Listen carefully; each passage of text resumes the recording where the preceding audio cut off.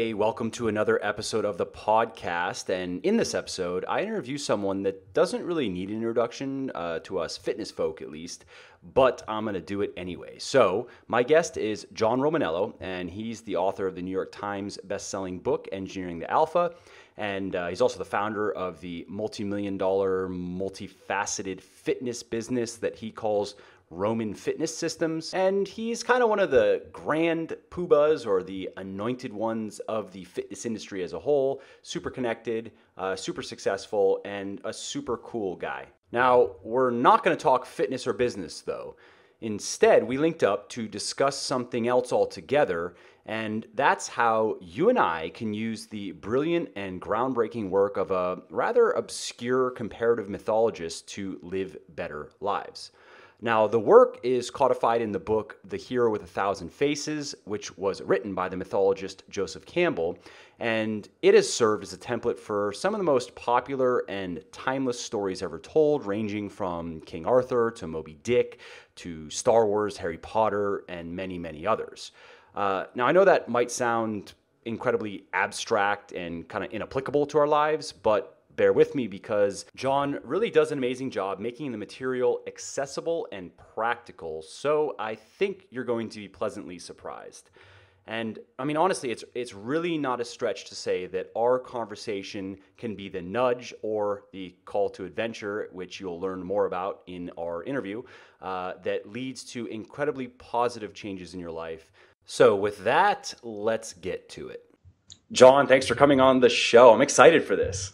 I am too, man. Thank you so much for having me. It's always a pleasure to chat with you. Yeah, my pleasure. So obviously, you're best known for everything you've done in the fitness industry, and New York Times bestselling author, and you have a big brand, I guess you could say, of fitness things.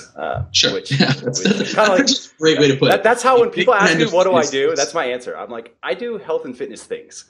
I do stuff with health and stuff. Yeah, like that's great. Whatever, books and things and whatever. Books and stuff. Yeah, that's great. Yeah. So, but I'm excited because in this, what we're going to be talking about here is different, which is cool because it's also I want to change a little bit of the direction of the podcast. Like I'm going to stick to doing health and fitness things, of course, and talking about that kind of stuff. But I think branching out to, I guess, just the bigger subject of self-improvement is something that I myself am personally interested in. And I like talking to people like you that have interesting ideas and can articulate themselves well. Well, I think that it's actually a very natural progression for both fitness professionals and people who get involved in fitness as enthusiasts and consumers, right? You begin this process of change for your body, and you start this cycle of learning, whether it is, like in our case from a sort of academic perspective so that we can disseminate information, or in the case of the people who read your stuff or my stuff, they're reading all of our information and applying it to their own lives. And then there does come I don't think anyone is ever like satisfied or has a perfect body, but I do think that if you're consistent within, 2 to 4 years, Yep. pretty much going to get to within 10% of your genetic potential. Yep. And at that point, that drive to improve doesn't really go away, and you start looking at other things. And so for me, I started with the fitness stuff, and then once I had sort of like mastered that, I was like, well, how do I use these qualities that I've developed in terms of discipline and dedication and application of knowledge to other things? And for me, the first thing that I did outside of that was building a business. And obviously you've done that as well. But I think that there are so many people who can take what they learn in fitness and apply it, to their relationships, Yep. or to, going back to school. I know a lot of my clients, young guys in their 20s who had dropped out of college because they didn't know what they want to do. And then after the fitness stuff, they found direction. Mm-hmm. And not only were they able to go back to school, they were so much more successful because they built up all these habits. Mm-hmm. And I think it's hugely successful. So for guys like you and me, I think it comes to a point where, how many articles have you written for Muscle for Life? Yeah, we actually just looked at this recently. I think it was around 400. Right. Yeah. So I've got about 400 or 500 on Roman Fitness Systems, not counting what I've written for men's health, men's fitness, teenage, everything else. And books. I mean, that takes a little bit of time too. Right. Like, so then I got Alpha. I have like 8 ebooks. I never want to say I'm done with fitness, but I have more or less said what I have to say. Right. And I think we all get to that point. And then it's like, well, I still want to keep helping people. and disseminating information. And so we move into, in my case, a lot of business coaching, and for other people, life coaching, and in general, just trying to help people become better and happier and more successful. So it's a very natural progression, I think. And I think that even for one aspect of a business, in this case, your podcast, it's natural that after a while, the fitness stuff is going to be separated a little bit, and you're going to be interspersed with stuff like what we're going to talk about today. Totally. Yeah. I mean, I run into that where I've talked about so many things and written about so many things. I run into I guess I could I've written all about this. I guess I could talk about that in the podcast. At least it's in a different medium. But right. But yeah, I think it'll be fun. And I know that, I've gotten a lot of requests from listeners and from readers to talk more about, because I'll dabble in some self-improvement stuff here and there in the podcast, almost just like tangents sometimes of, hey, that reminds me of this. I'm just going to talk about it for 5 minutes. But then people will say, hey, can you do more episodes like that? Can you talk more about that kind of stuff? So here we are. Here we are. And so let's get right into it. So the subject here is going to be obviously Joseph Campbell's work, and I'll let you just kind of jump into the intro on that and a quick background on it. How did you find his work, and who is he? So I think maybe start with who Campbell is and why it's important. Joseph Campbell was a mythologist who taught at Sarah Lawrence University in the 40s and 50s, and he focused on comparative mythology, and this looks at myths across cultures, so myths from the Egyptians, the Babylonians, the Romans, the Greeks, and he focused on where they converged or what they had in common rather than where they diverged.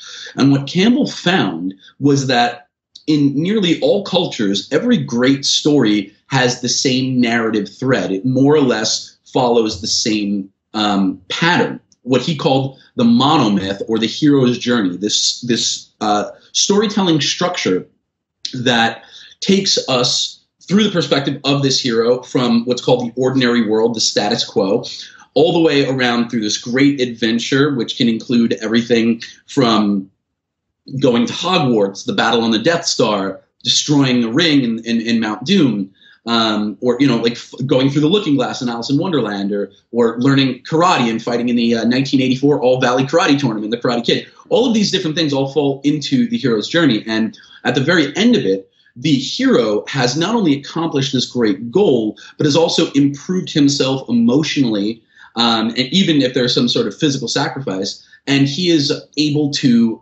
now return with the elixir. We'll go through all the steps of the hero's journey.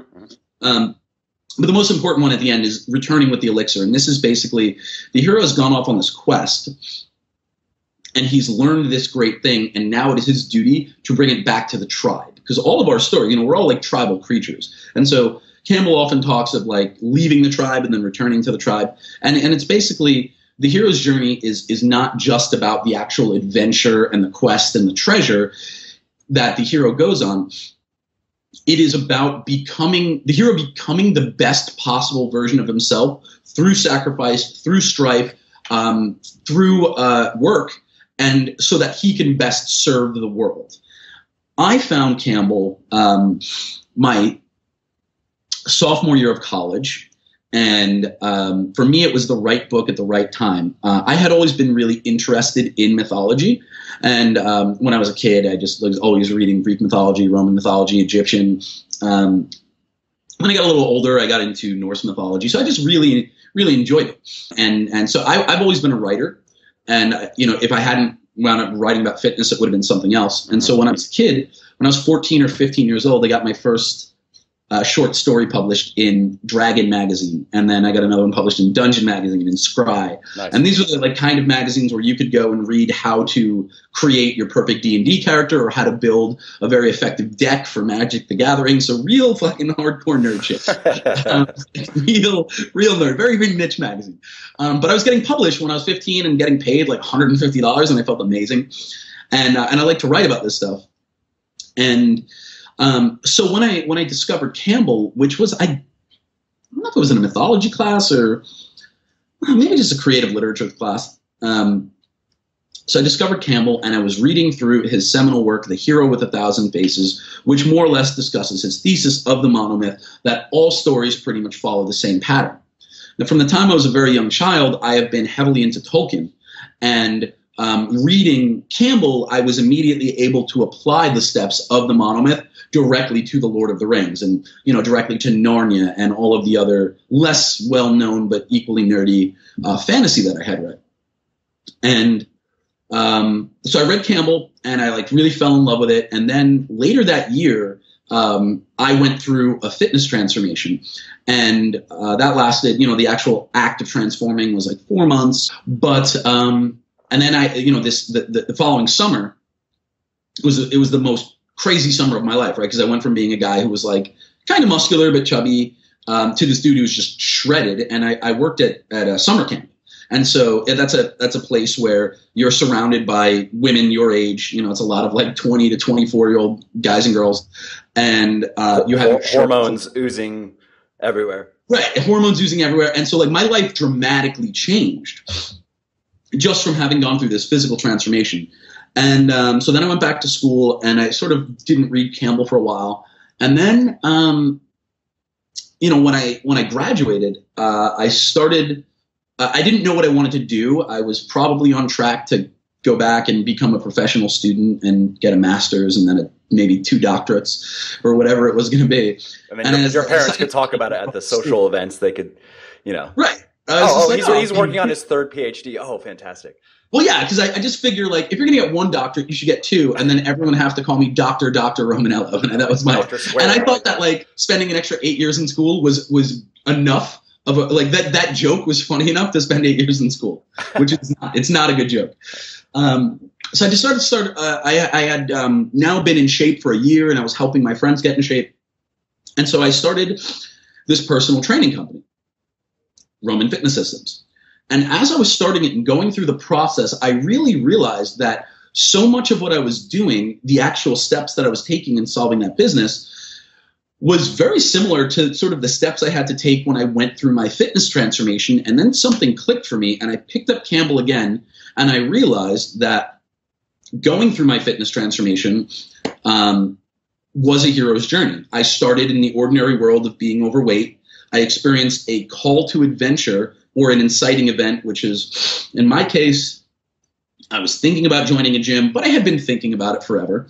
And what happened for me was I was working at the Gap, which is the worst place you can fucking work ever. Of all the retail places you can work, the Gap is I think it's maybe Walmart and then the Gap. The Gap is pretty bad. And so this woman called and she said, I need 27 polo shirts and all these different sizes, and they all have to be white, 27 white polo shirts. And, I was like, all right, lady, that's weird as hell, but sure. And I go down to the stock room and I find all the polo shirts and she comes up and I'm ringing her up. Nice Italian lady, reminds me of my mom. And I ask, what do you need these shirts for? She said, my husband is opening a gym and these are for employees to wear at the desk. And I said, oh, that's really interesting. Where's the gym? So, turns out it was 5 minutes from my house. And this woman was so sweet. She's like, you got to go in. Tell my husband I sent you. So I went in the next day and I walked around and I met the owner, this guy named Alvin, who was very welcoming and super cool. And this is now step 3, the meeting with the mentor. It's being unhappy and depressed and unfit in the ordinary world. Yeah. And then there's the inciting event of, or the call to adventure of this call from Marie. And then, there's, I go to the gym and I'm like, I don't know. And that's kind of refusal of the call. And then I met Alvin and at the time, Alvin was, I guess, 42 years old. And he had a lat spread like this and big shoulders and good looking older dude. And I was like, this guy's I'm half his age and he's in way better shape than me. And he was cool and funny. And he's like, you should join. We'll give you the student discount. Well, we'll get you sorted. And Alvin became my mentor and, he helped me out a lot. We just hit off. We built this relationship and he kept giving me books to read about fitness. And I just dove in and, I think I joined that gym on April 26th of 2000, I guess, 2001. And I was a size 35 waist. I don't know what my body fat percentage was, but a lot.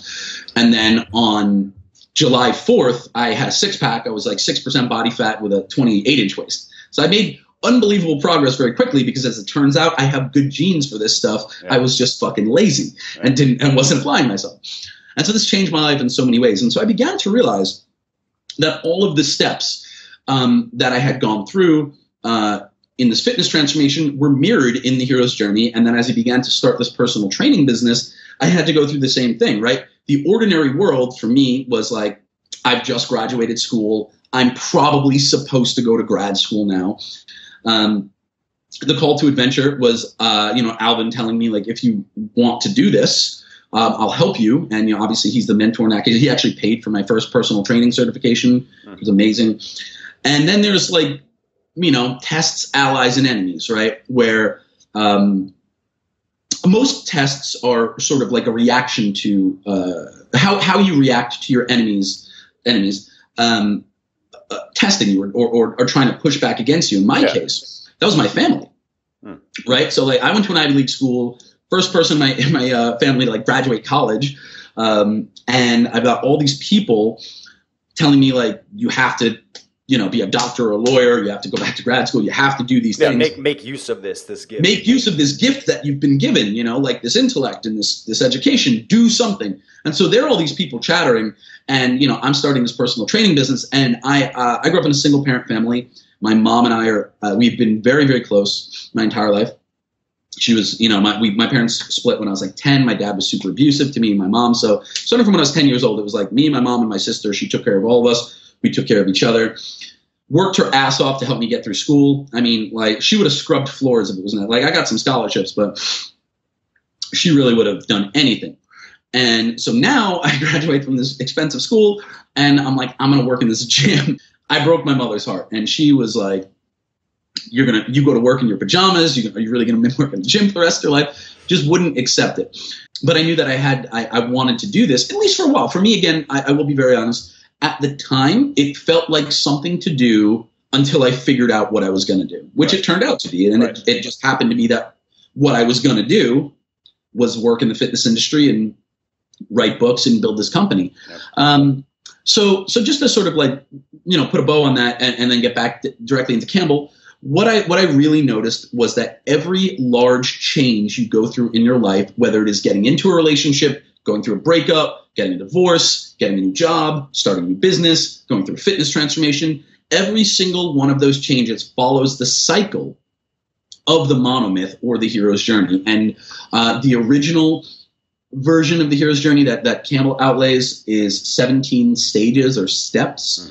Mm-hmm. And then there's another one that I prefer. I think it's a little bit more applicable to everyday stuff. It was Christopher Vogler's version of the hero's journey, which is in his book, The Writer's Journey, Mythic Structure for Writers. So yeah, I mean, that's really how I got introduced to Campbell. It was right book, right time. And why do you think that is? Why do you think that life mirrors art in that way? I think that what Campbell hit on, unknowingly or not, is that we tell stories this way, not just because it's a great narrative structure. It helps us understand the journey of the character, the evolution of the character, because I think that ultimately what it comes down to is this is how we process change. Mm-hmm. These 12 steps are how we process change. And I say 12 steps very intentionally because if you look at it, if you look at the 12 steps of Vogler's hero's journey, you can overlay them directly on top of the 12 steps of recovery programs like Alcoholics Anonymous, Narcotics Anonymous, whatever it is. So going through a major change like recovering from an addiction literally mirrors the hero's journey. And those are the same steps necessary when you go through a divorce, for example. So it's almost like we're observing stages of life that are just kind of hardwired for, they're just built into the woof and warp of whatever we are. And whatever this ethereal thing that we are, like the ethereal essence that is thrust into this corporeal form. This is how we process change on a very deeply primitive and emotional level. And it's the same thing, by the way, if you look at the 5 stages of grief, very similar to the hero's journey, right? First, there's the ordinary world where this person is alive. And then there's the inciting event where, unfortunately, someone you love dies. Then there's the refusal of the call. Stage 1 of the 5 stages of grief is denial, right? And then you go through bargaining, anger, whatever. And then finally acceptance, which is return with the elixir, where now you can accept that this person has passed on, That's the final stage of the hero's journey. And instead of mourning them and grieving for them, you can take what you've learned from them and use it to make your life better and the lives of everyone around you better. You know, you don't have to, like, when your grandfather dies, obviously you're very sad for a while, but then it gets to a point where you've gotten over the initial pain of it, and you can look back and be like, here's some really awesome things my grandfather taught me. Here's how he made me a better man. And that's the hero's journey. Like, going through the 5 stages of grief is the same thing as going through the 12 steps of recovery or the 17 steps of the hero's journey. This is just how we as humans process change. Yeah, and I think that, you know, that's the reason why it's found in these stories that have really survived the millennia in some cases. And there's a reason why we kept on telling these stories over and over. And there's a reason why cultures have valued certain stories so much. I think, you know what I mean? And that it's not just a story. It's not just about Luke Skywalker doing some things and defeating Darth Vader. You know, there's a symbolic meaning to it that is, you know, it means something to people subconsciously, whether they realize it or not.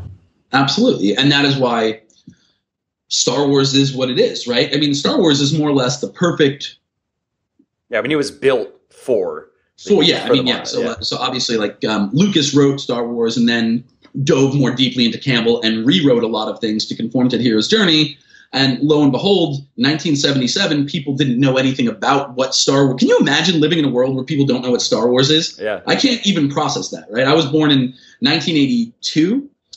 First movie I ever saw in the movie theater, I was 1 year old. My dad took me to see Return of the Jedi, which by the way, is a move I do not agree with. Do not take a 1-year-old child to see a movie. Yeah. I happen to be a quiet kid, but what if I was a crier? Don't do that to other people. Don't take your baby to the movies. I know. But my wife had asked me a couple times, like, should we take when my son was younger? Should we go to the movies? I'm like, let's not be one of those people. Come on. Don't be those people. Never be those people. We'll wait until he's a little older. We'll take him to, like, what is now Finding Dory and all the kids. You know, at least that. Yeah, the kids' movies. All the other kids who are going to cry or, you know, whatever. But don't take your kid to see Star. There's a lot of explosions in that movie. I could have cried. But imagine, like, living in a world where nobody knows what Star Wars is, and then 1977, and this massive thing happens, and look, Star Wars is a good movie. It's very well acted.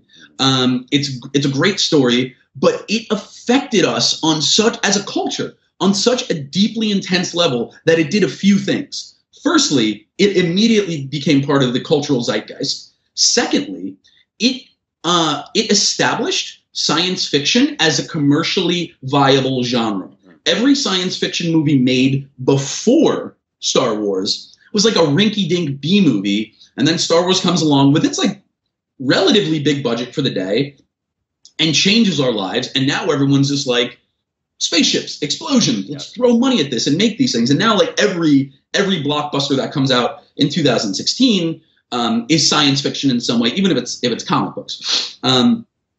So it changes us, right? Because, you know, it starts with Luke Skywalker on his farm, which may as well be Dorothy Gale on her farm in The Wizard of Oz. And then, you know, it's help me, Obi-Wan Kenobi, you're my only hope, the call to adventure. And then, you know, he finds Obi-Wan, that's the meeting with the mentor, and Obi-Wan says, you must come with me to Alderaan and train to be a Jedi if you're going to help me rescue the princess. And Luke is all, you know, I can't go with you to Alderaan. My aunt and uncle are going to make me work on this lame farm, and I didn't even get to, you know, my friends all went to the academy, and I got to wait another season. The universe always gets what it wants.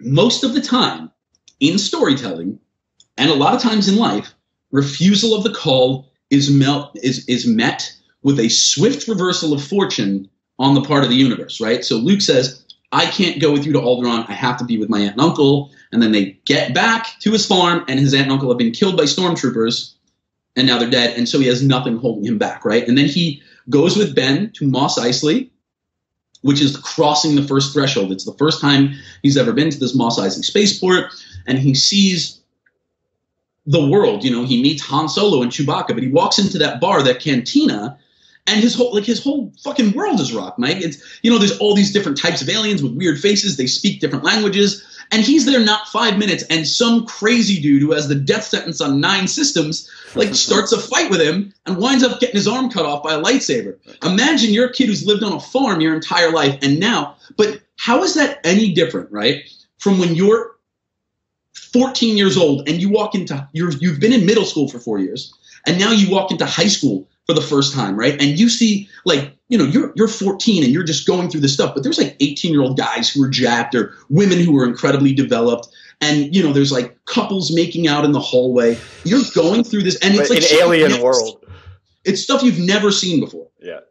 And that is a massive change for you. So that's crossing the first threshold, and that's what happens with Luke. And so the point that I'm making with regard to Star Wars is it changed everything for us because it was so closely mirrored to the hero's journey that we could not help but be pulled into it, because this is how human beings process stories and have since the dawn of time. All of these characters in every story you've ever heard fall into these archetypes. You know, the mentor, whether it's Merlin or Gandalf or Dumbledore or Mr. Miyagi or Morpheus from The Matrix or Hitch from Hitch, like all of these characters are just there. Like they're and the hero, Luke Skywalker, Harry Potter, Frodo, King Arthur, this young hero, or Dorothy Gale, obviously it's not all men, this young hero who needs to go on this adventure. And at the Katniss Everdeen, the latest.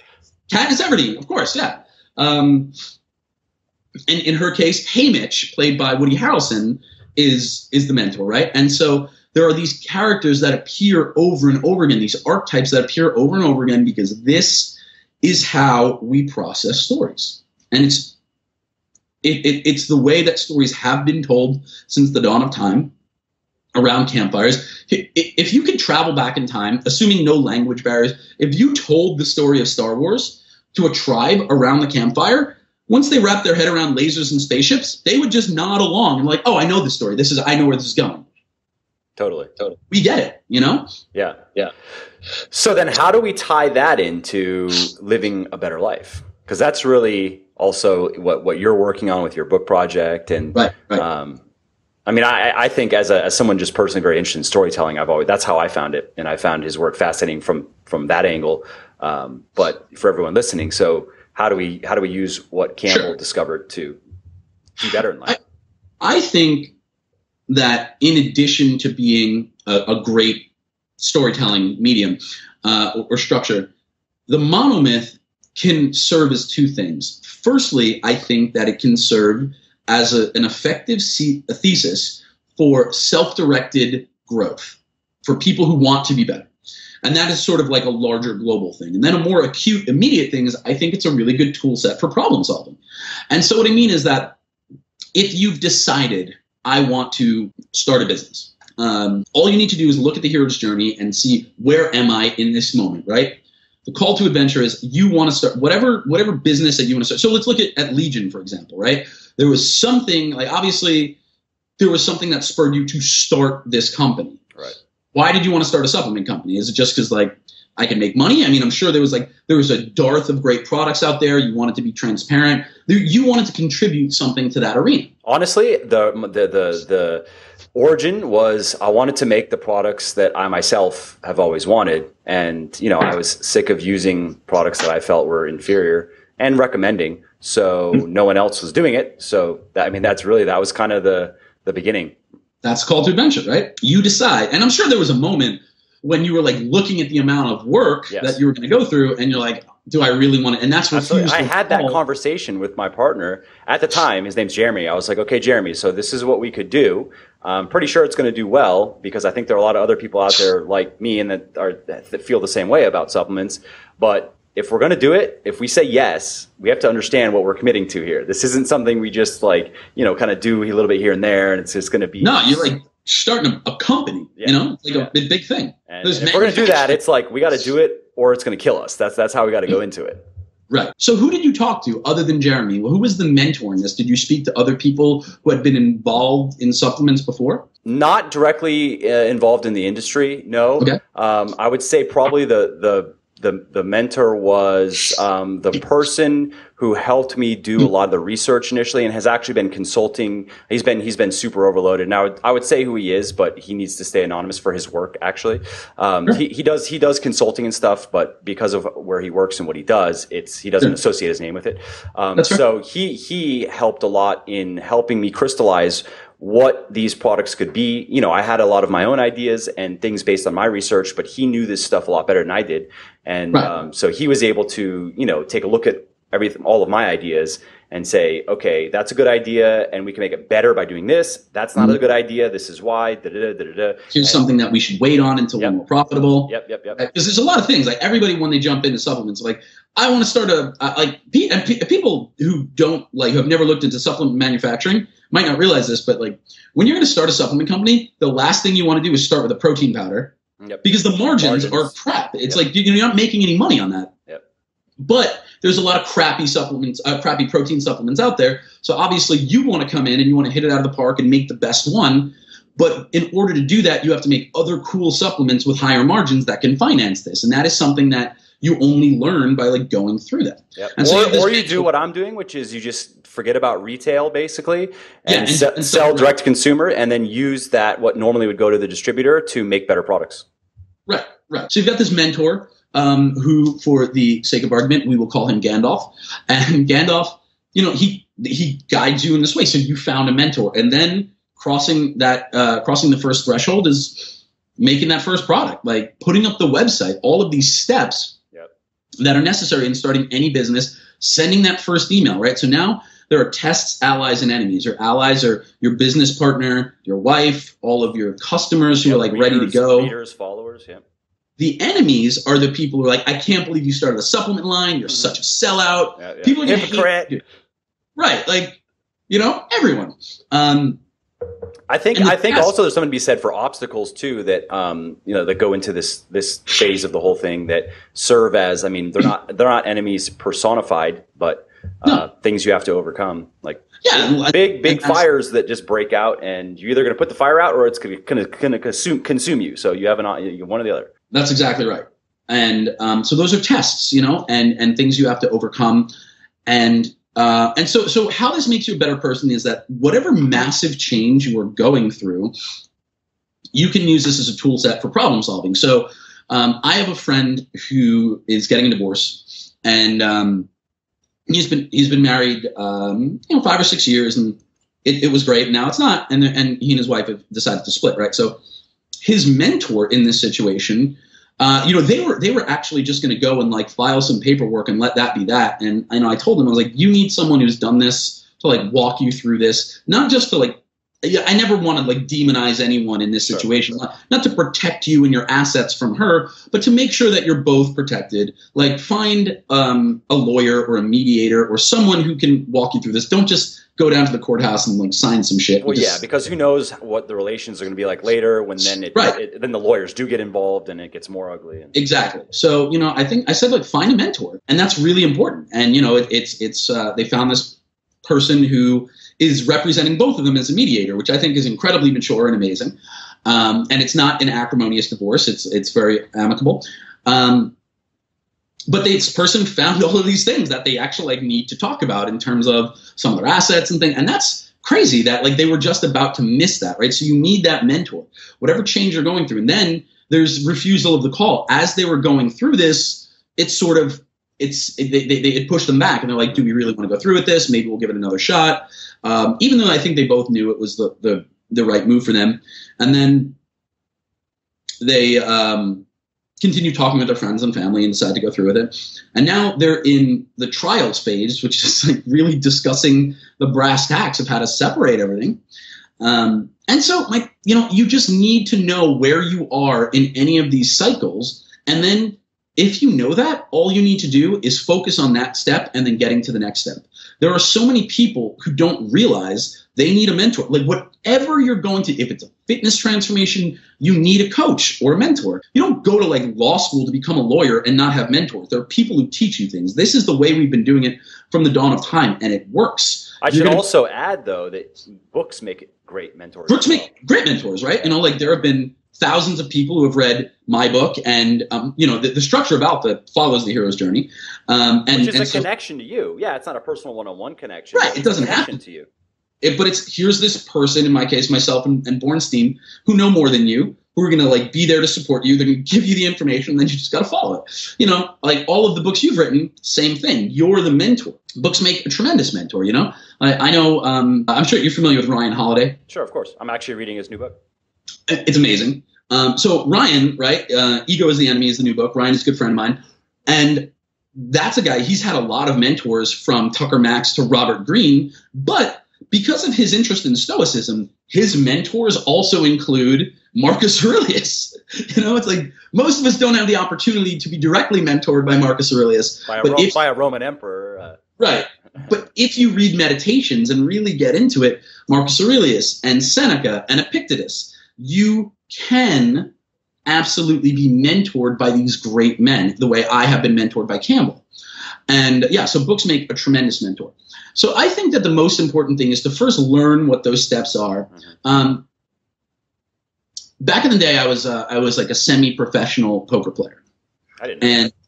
And I played like 20 to 25 hours a week at underground clubs. It was very much like Rounders, except there was no John Malkovich character. Everyone was cool. And everyone in poker rooms has a nickname. Like, they never call anyone by their name. Everyone's got a name. So there was this guy who owned Carvel ice cream stores, and his name was like Charlie Carvel. I think his name was Chris, but he became Charlie Carvel.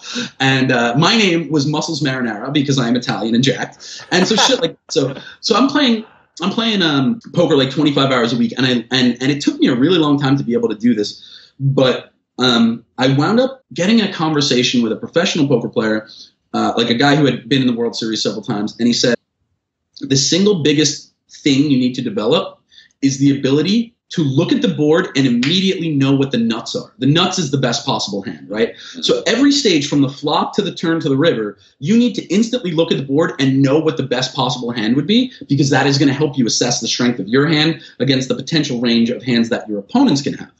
And so I think that like that skill, developing that skill, looking at any major problem in my life and being able to instantly recognize where in the cycle of the monomyth I am has been hugely important, right? So I recently went through a shitty situation with an employee. This is a guy who worked for me for a couple of years, and a good friend who I hired because he was a good friend and he did a good job for a while and then didn't. And I had to let him go. And so much of going through this incredibly painful emotional process of firing a guy who was one of my best friends and like pushing him out of my company, while at the same time like trying to preserve the friendship. Every single time I was about to make a move, I was like, where in the hero's journey am I, right? The call to adventure was very much like I became aware of some things he had fucked up, and like multiple times I'm like, that can't happen. Meeting with the mentor was I spoke with three of my close like business guys, business friends, advised. Ryan Holiday was one of them. And I was like, what do I do in this situation? And then the crossing the first threshold is like that first conversation that I had with him, where I'm like, this is all the stuff that I've seen, and I absolutely like need you to fix it. And this is going to serve as your last warning. This is the last chance, and I need you to do it. And then, tests, allies, and enemies are like, he becomes my enemy in that situation. He becomes someone who like, is he going to do this? Your allies are the other people in the company who are trying to step up the cover for him. And it's a whole thing. And then finally, you get to the end of that journey. The ordeal itself is when I realized I had to let him go. And, this is you have to actually do it. I mean, experience it. Actually fucking do it. And just be like, I'm sorry, like, I got to let you go. Yep. But it doesn't stop there, right? Because now I've let this guy go. He's a big part of what I do. Now I got this hole to fill. So now I am in the actual ordeal doing his job, filling that void, which is like very time consuming. He's a big part of the company. And I've got to do all of that. And then stage 9, which is reward, which is all of a sudden, because things are being done correctly, revenue goes up, and we just go through it until we finally get to like return with the elixir, which is, I personally feel that firing him was the best thing that I could have done for him. He's doing better now. He's like got a new job, and hopefully he'll figure out what it is he really, really wants to do. But honestly, I think that I coddled him for a long time, and I allowed him to get away with shit because he was one of my oldest friends. And he knew that like there was not a lot of consequence for fucking up. Yep. And I think like that didn't do him any favors. I wasn't doing him any favors by being lenient with him. He knew there were no consequences, and so he fucked up. And now he's in a place where he has to like work harder, and I think that will allow him to figure out whatever it is he really wants to do, and I hope he finds that. But it was a very, very so you could have been a better mentor for him, is what you're saying. I could. But that's the thing. It's very hard to mentor your friends, right? Sure. There's a lot of proximity bias. Like I didn't hire him and like, I'm going to teach you how to do things. It was, I need you to do this job for me. I want you to help me run my company. And he did for a few years. And so like that relationship was very much one of two people being equals. But, you know, obviously as the owner of the company, like it created some tension. I know. It can be hard to separate those hats. Right. And so I just followed the model of the hero's journey. I recognized where I was at every stage of the game. And when I realized it was time to fire him, you know, I prepared myself and I was like, this is the ordeal. This is the most important piece of this. This is the lightsaber battle on the Death Star. This is Harry fighting Voldemort. This is Frodo about to, you know, destroy the ring. Like, I have to do this. This is everything. If I don't do this, what kind of business person am I? What kind of friend am I? Right. And so for me, you know, avoiding conflict is sort of second nature because I just like, particularly with my friends, because I don't like to break balls. I want to let everyone do what they have to do. But like telling myself, this is the ordeal, this has to happen. Yeah. That is what allowed me to go into it and say very clearly, listen, dude, I love you. I think you're an incredible human being, but I cannot keep you on anymore. You're not doing the job the way it's supposed to be done. And I've given you enough chances. And even if I believed that you could improve, I no longer believe that you will. And keeping you on is causing me too much stress. I've got to let you go. I'm going to give you a month severance. You stop working tomorrow. I'm going to start doing your job. And you have, you know, I'm going to keep paying you for a month from this day forward so that you can, you know, like support yourself and find something else. But it's got to be done. And it was what was crazy to me is he didn't see it coming. And like we'd had several conversations. And I was like, I don't know what to do. But telling myself this is the ordeal, this needs to be done is what allowed me to have that conversation with grace. It's what allowed me to speak to him man to man, friend to friend, but also employer to employee. And that's a very difficult thing to do. And then, you know, like eventually getting to returning with the elixir, it's better for both of us. Our friendship is stronger now, you know, like, because we're not constantly fighting about things he's messing up. And, you know, like, I can imagine how it was for him. Every time his phone went off and he sees my name, he's got to get this feeling of dread, being like, what am I getting yelled at about now? Mm. And like every time, you know, like something, I got to take a screenshot and send it to him. Like, this thing needs to get, that's not good for a friendship. And so our friendship is stronger now. Our relationship is stronger now.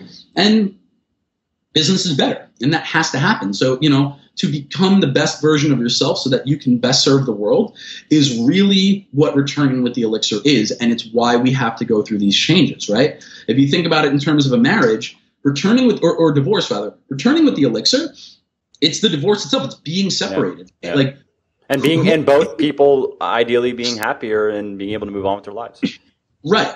If you've ever been in an unhappy relationship, you can't possibly be your best self.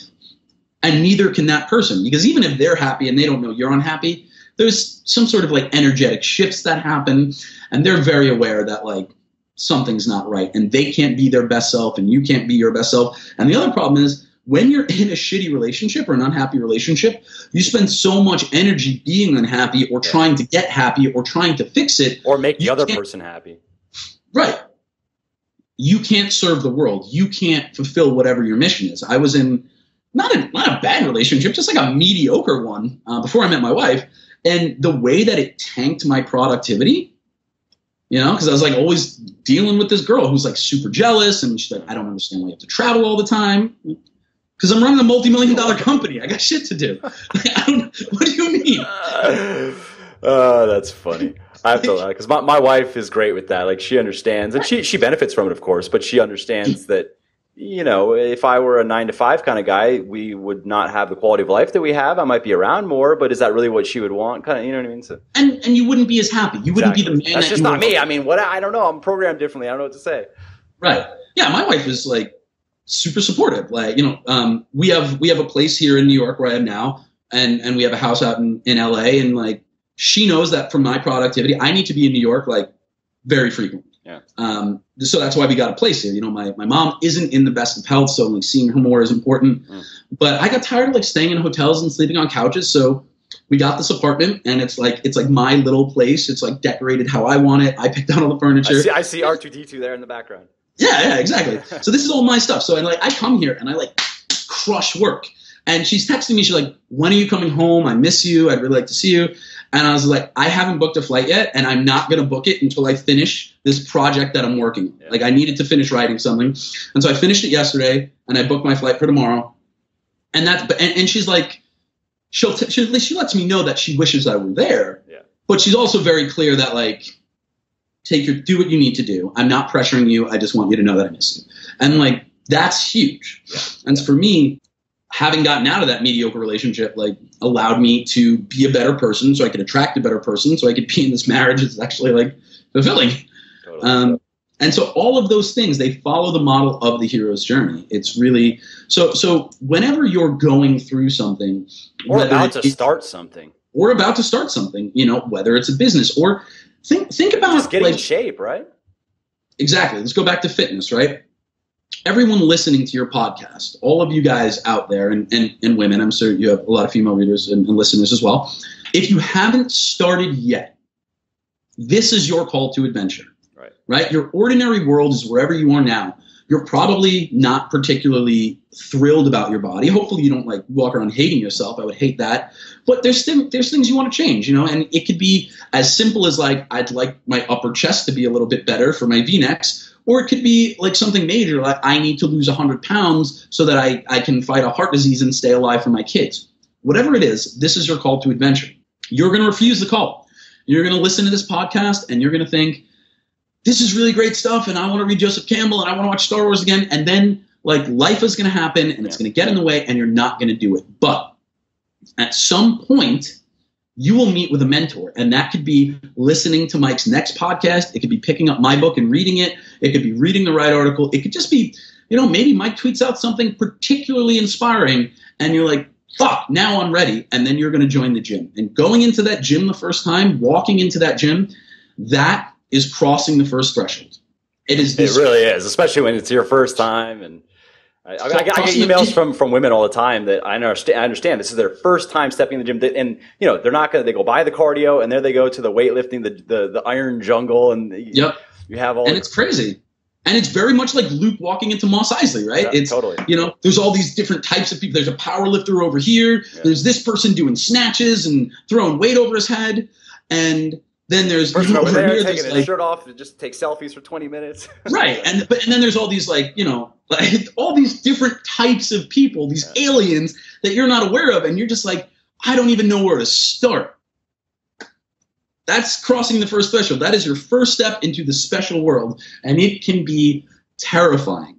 But as long as you know ahead of time that it's going to be terrifying and it's going to be intimidating, you can really just, like, muster your mettle, and you can prepare ahead of time, and all you need to do is, I just need to go in and follow this plan. Whatever you get from Mike or me or any other fitness professional, I just need to do this. And honestly, you don't even have to finish it. Even if it's an hour workout and you do like 20 minutes, just start.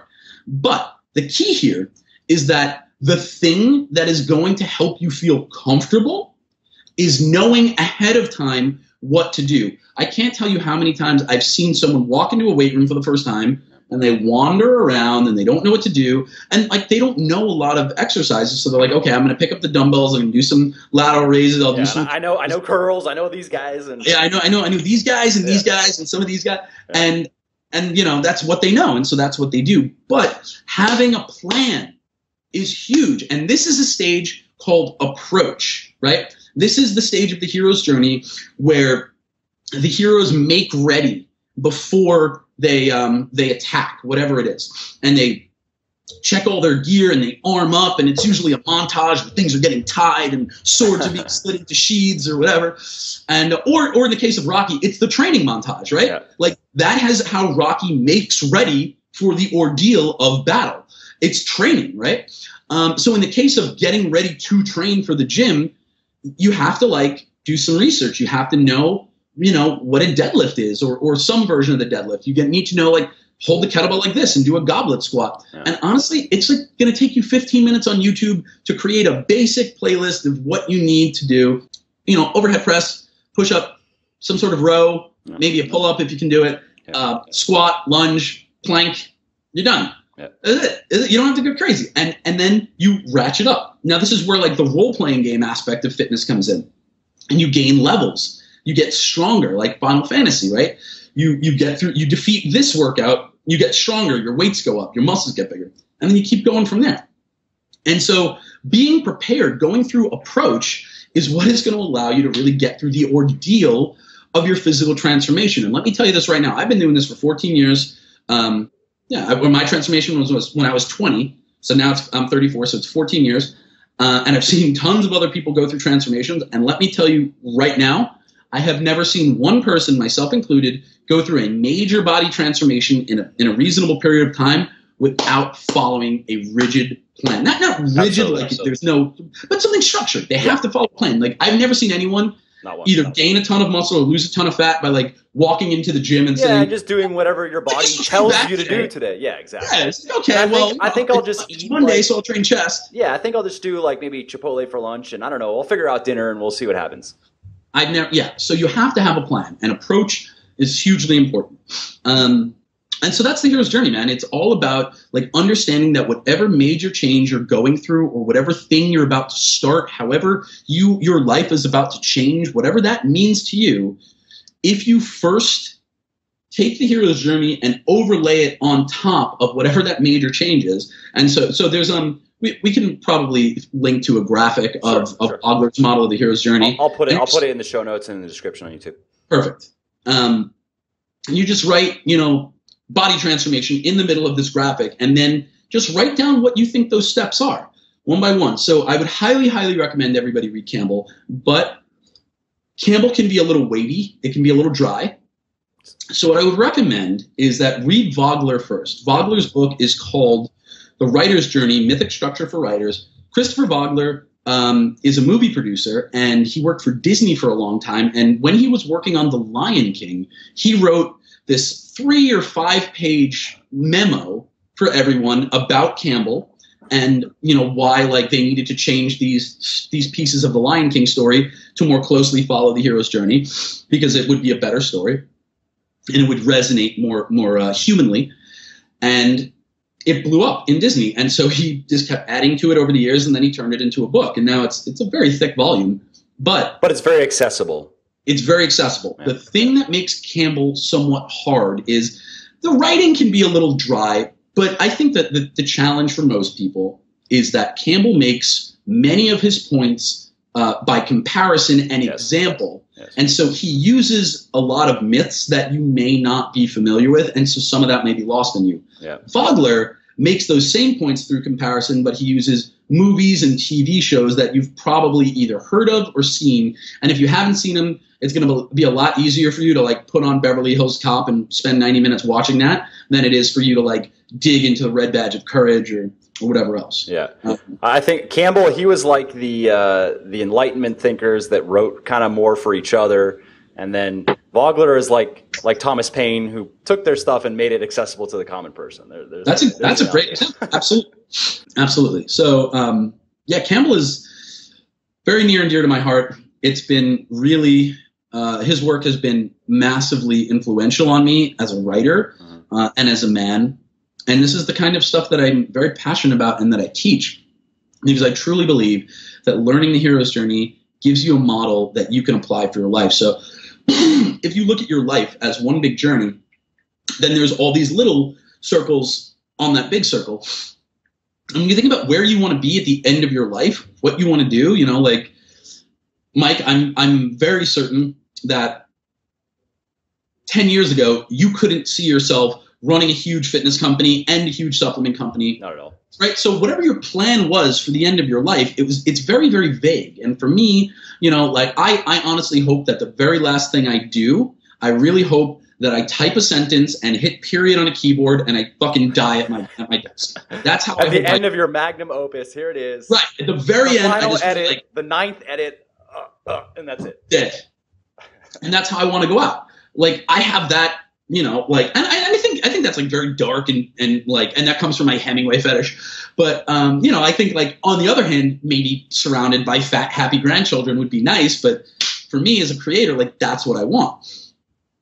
But other than that, I don't really know what that's going to be. Right. I think it's really a matter of I know what I want to accomplish during the rest of my life. Neil Gaiman, in his commencement speech at the University of the Arts in 2012, please put that in the show notes. Yeah, everybody watch it. Amazing, it's the best 20 minutes on the internet. It's the most important video on the internet. But Neil Gaiman, who is a fantastic science fiction and fantasy writer, in his commencement speech says, I didn't really have a career plan. Instead, I liked to envision where I wanted to be as a mountain on the horizon. And I had a list of things that I wanted to do. And if they took me closer to the mountain, I just did the next thing on the list. And for him, it was being an author primarily of books and comics. And he had all these things he wanted to do, like write a screenplay and write an episode of Doctor Who. And so for me, like, I have all these things I want to do. And I know that ultimately where I want to be is I want to be a storyteller. I want to be an author. I wrote 3 screenplays last year. None of them are fit for human consumption yet, but I'm working on them. Working on it. And that's a craft that I'm interested in learning. Same. And I want to be, known as an author. That's where I want to be at the end of my life. And so I have all these things that I want to do, and I just cross the next thing off the list. And I know that as long as I'm doing that, in addition to like just checking off things from my bucket list, I'm also slogging through the hero's journey, this ordeal of my actual life, which will eventually allow me to return with the elixir. And that may be posthumously, maybe after my death, that these stories, these things that I write, eventually help other people. And I forget who said this, but some author said, authors are in the unique position of not needing an epitaph, for their work speaks for them. And like, it's crazy to me. So it's going to be John Romaniello. He wrote some things. He wrote some things. Here lies John Romaniello. Here's a website. It's like then I think that's going to happen. Then I think honestly, we're probably about 10 years away from right underneath the date of birth and date of death, www.chrisjones.com. Hey, there's a website. There's a business. Somebody will call you. Get ahead of the curve. I think that I'm going to be the first one. I hope it's like all of my work, my published works will be accessible through my website if you happen to see it on my gravestone. And it's like, and it'll be a special offer. It'll be like johnromanello.com/grave. It'll have a timer up there counting down 5 minutes. It's going to be great. Yeah. But yeah, I mean, so my point is that as you're going through your entire life, you're going to go through 150,000 of these little tiny journeys, and you go through a couple of dozen of the bigger ones, becoming a father, going through a marriage or divorce or a big relationship, your parents dying, whatever it is, your kid coming out as gay or whatever, any of these massive things that you'll have to deal with in your life. Those are versions of the monomyth, and all of those plug into this massive circle that is your life. And I think that as long as you understand Campbell, not only can you get through all of these individually, but you can sort of direct where you want your life to go. And it is as good a plan as any I've heard, because it's certainly better than, just like walking into the gym and being like, oh, I guess back. Yeah. You can't walking into life and, I guess this, go down that road and see where that goes. I don't know. Exactly. You have to have a path, and you have to have an idea and a plan. Yeah. And I think that this is a learned skill. I think that the skills that I learned and the steps that I went through during my fitness transformation became sort of indelibly burned into my consciousness. And then when I started a business, it was like, I'll just do those same things again. Yep. And when I went through relationships, it was like, I'll do those same things again. When I moved the business online, I'll do those same things again. And it's this portable system that works for any major change. And it's worked obviously for building a business in terms of personal training, building an online business, moving, so I had this massive change about 3 years ago. I got married, moved across the country to California, and became a stepfather all within 6 weeks of each other. And so that's a lot. And I would not have been able to do all of those things and handle them with a reasonable amount of equanimity if I had not practiced going through changes intentionally. And that is the difference between Campbell and not Campbell. It's going through with intention and awareness of where you are in that change. Because whether or not you study Campbell, the changes you go through, they follow the hero's journey. That's unassailable. That's how we process change. We covered that in the beginning. But or you just face plant and crater somewhere along the way, and Right. Understanding Campbell allows you to like sort of take the wheel and direct yourself. And I think that whether you're a man or a woman, whether you're young or old, whatever it is you have left to do in your life, you are going to be exponentially more likely to do it if you have taken control of all of these massive events in your life, and you don't just let the events in your life unfold to determine the course of action. You take control and you direct them. You decide where they go. Obviously, you can't control everything. Shit's going to happen. People are going to die, but we can focus on what we can control. Exactly right. And Campbell allows you to do that. Yeah. And, I think there's also something to be said for, I like that, and this is one of the things that I took from it personally, is looking at life as an adventure and looking at all the things that happen in life as adventures. And because, it might be easy to do that when things are good and something good, windfall, and then, that's great. But, when you're talking about dealing with adversity and, unexpected bad surprises and so forth, and this kind of also goes back to, there's a lot to be said for stoicism and taking that as a worldview, because then you can look at these things that happen as not as something terrible that has happened to you. Why is this happening to me? What am I in? And just kind of, caving in about it. But looking at it as an opportunity so you've started this journey, whether you wanted to or not, here you are. And what are you going to do with it? And are you going to turn it into something positive? And if you want to, here's a way to do that. I think that's a really good point. And I'm gonna share something with you that I don't think I've ever shared in a podcast or online or anywhere. It is something that I learned from my mentor, and I couldn't remember how he said it, so I dressed it up and Romanified it and made it fancy. But I wrote it in my journal when I was 21 years old, and every single time I've had a new journal, I've written it on top on the first page. So I've written this now 15 times, and it's this: every single decision you ever make in your entire life is an opportunity to show your quality. And I think that's true. I think that, and it's like whether or not you're going to fire someone with grace or be an asshole, like be the better person, be a good person. And I think that, I think that there are so many people who don't really take the way they behave into account. They don't really audit themselves, and decide like, I'm going to be a good man today. And for me, that's sort of like the guiding post. Or even give much thought to what the kind of person they are or want to be, I think. Right. And I think it's not too late. It's not too late to change. The next time you're going to make a decision, and I mean like any decision, whether you're going to stick to your diet or like go out for pizza, that is an opportunity to show your quality. Choose the right thing, and show to yourself. What are your values? You have the discipline and the dedication and the drive and the wherewithal to hit your goals. Yeah. Because this is a learned habit. It's a learned trait. The more that we do this, the easier it becomes to do it, and the more successful we will be, not only at doing it, but at doing other things. Totally. And so every decision you make is an opportunity to show your quality. And I think that if you can remember nothing else, like please remember like that is a good thesis for life. I love it. I love how passionate you are about it. It's fun to talk to people when you touch on something they really care about. And in this case, it's something I also care about and has also been valuable to me. So this has been great. So now for the listeners that want to know, I don't know exactly where you're at in terms of your work project on this, but this is where you get to say, all right, here's what I have coming for you. Here's what I have coming. I'm almost hesitant to Campbell, it's like, this is my white whale writing this book. Yeah. It's really, obviously Campbell's very near and dear to my heart. I wrote my thesis on it, 14 years ago, whatever it was. And,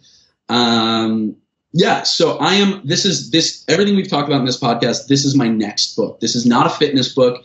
It is taking the hero's journey and explaining it and also teaching you how to apply it to personal development. So this book is going to be part philosophy and part storytelling and part understanding. It is very much a book. I don't like self-help. I don't like that term. I like self-development or self-edification. Right. So I have two goals for this book. Three goals. The first goal is to come up with a name for it, which I at some point will do. That's going to be important. I'm good at that sometimes. Let me know. I might be able to help. Yeah, we'll chat. We'll just like spitball.